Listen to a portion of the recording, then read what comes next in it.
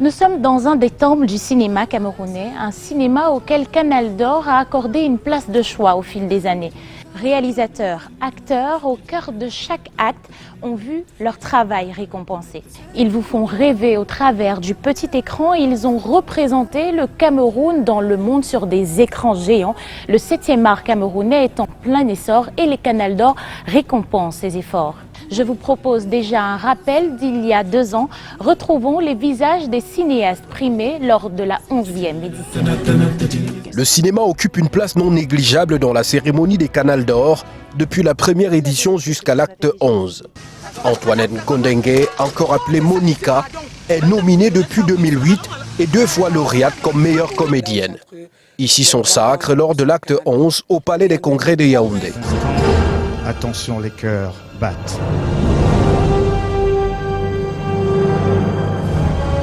Antoinette Ngondengue. Antoinette Ngondengue. Monica. As they call her. 1, 2. And you can raise your trophy. Je suis nommée pour la première fois dans les Canal d'Or en 2008. C'est là où j'entre réellement dans la course des Canal d'Or. Et en 2011, je suis lauréate de la meilleure comédienne. Quand on gagne un prix, on est très contente et ça te donne une autorité. C'est-à-dire que ça te pousse à travailler davantage. Ça te met de la pression parce que tu te dis les gens te font confiance et il faut continuer à travailler parce qu'ils te font confiance. Tu es obligé d'aller toujours en avant. Le jeu d'acteur est mis en avant avec la catégorie meilleur comédien. Et pour l'acte 11 des Canal d'Or, Thierry Ntamak était à l'honneur pour la première fois. Un prix qui littéralement a changé sa vision des choses. Bah oui, c'était une belle expérience avec les Canal d'Or. Je pense que ça a eu le mérite d'apporter une certaine reconnaissance, le large écho. Non, je pense que il y a quelque chose qu'on ne peut pas expliquer. Moi, je ne pourrais jamais expliquer ça. J'avais le sentiment que je naissais véritablement aux yeux du public camerounais, mais c'était surtout la reconnaissance.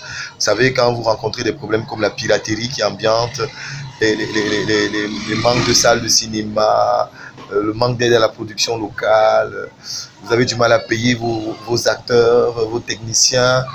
Je peux vous dire que vous avez besoin des moments comme les Canal d'Or comme ça. Une autre catégorie qui valorise le 7e art au Canal d'Or, c'est celle réservée à la meilleure série télé.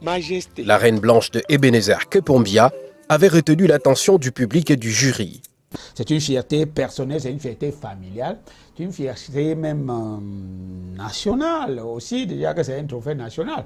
Ça fait que partout, on sait que l'œuvre que vous avez faite a remporté un prix et on vous voit différemment. Je vais vous dire que les Canal d'Or représentent pour moi un élément marketiste pour pouvoir vendre mes œuvres à l'étranger. Plusieurs réalisateurs affûtent leurs armes, peaufinent leur production dans l'espoir d'être plébiscités dans ce grand rendez-vous qui prime et célèbre l'art et la culture dans la sous-région. Et pour mieux parler de cinéma camerounais, retrouvons au premier rang un acteur de premier choix de ce 7e art, Michel Kuaté, réalisateur, producteur et promoteur culturel. Bonsoir. Bonsoir, merci. Voilà, je t'ai ramené du popcorn. C'est gentil, tu m'as gâté. Tu m'as gâté là. Alors, Michel, tu as une certaine expérience, tu as travaillé sur une dizaine de productions, que ce soit pour la télévision ou pour le grand écran.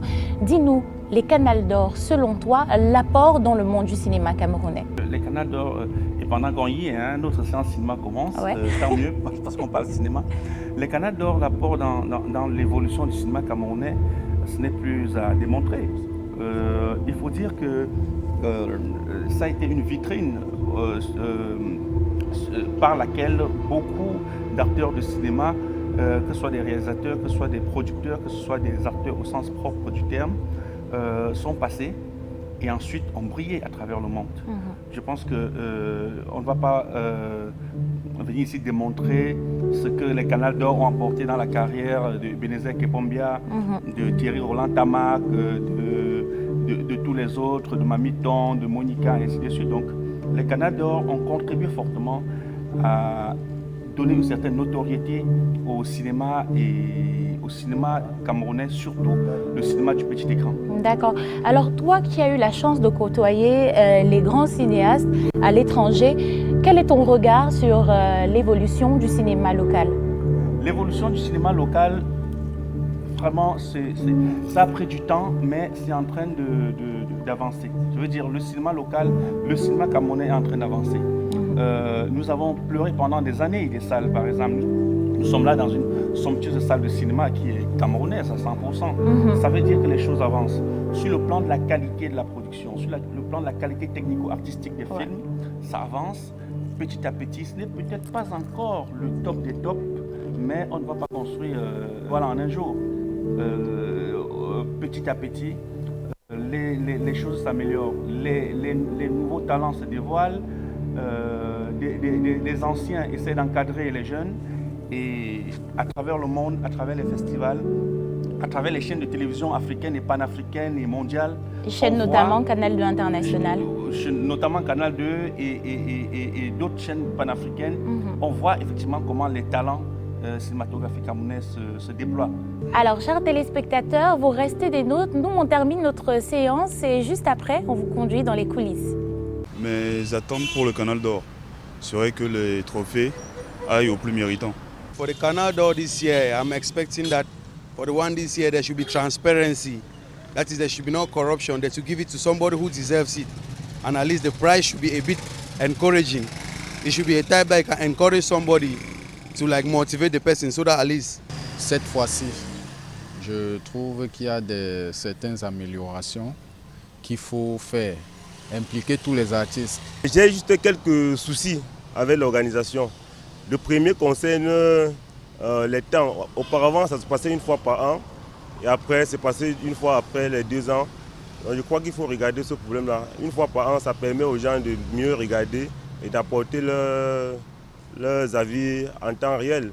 Je souhaiterais que dorénavant, lorsque on sélectionne un musicien, c'est par rapport à vraiment à sa musique, par rapport à ce qu'il dit, par rapport à ce qu'il véhicule comme message. Bon, le deuxième problème, c'est au niveau de la présélection. J'ai comme impression que ceux qui sont présélectionnés ne font pas forcément montre du sérieux ou de la transparence au niveau du service interne de Canal 2. Donc il est question que vous essayez de regarder. Pourquoi? Parce qu'à un moment donné, on s'attend à voir tel musicien ou tel artiste ou encore tel comédien, mais on est surpris qu'il ne soit pas dans la liste des présélectionnés.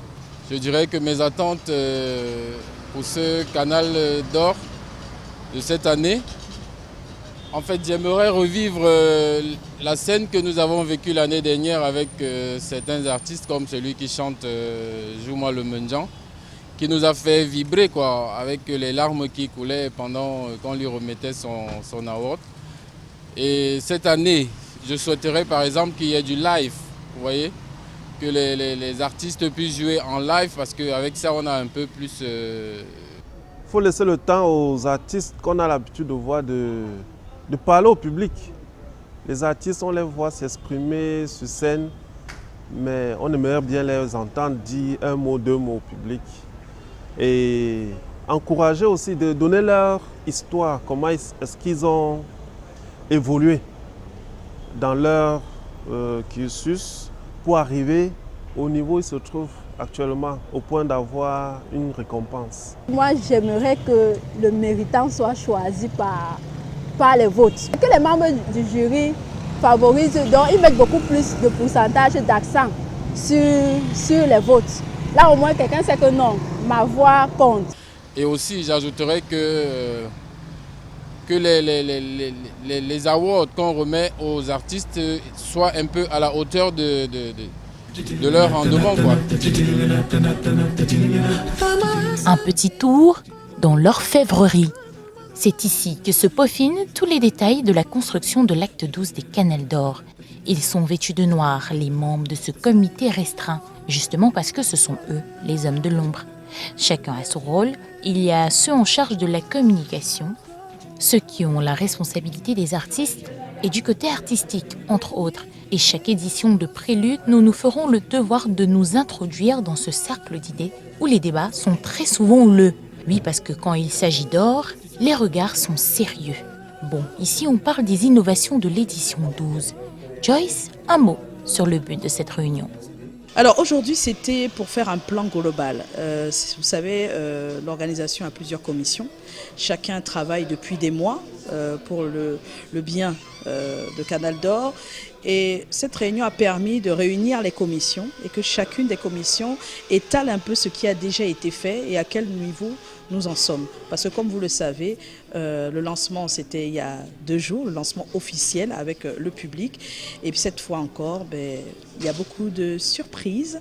On ne peut pas tout dire ici, mais l'équipe que vous avez vue là est prête à donner le meilleur encore une fois cette année. Encore un peu de mystère au sujet de ces surprises, mais dans Gullis, nous les dévoilerons pour vous dès la prochaine édition. Vous regardiez Prélude, le programme télévisé pour tous les détails sur les Canals d'Or, la cérémonie de récompense la plus extraordinaire. Je vous retrouve très bientôt dans le prochain numéro. D'ici là, n'oubliez pas, pour être sûr d'arriver où vous voulez, suivez le tapis rouge. Prochainement dans Prélude.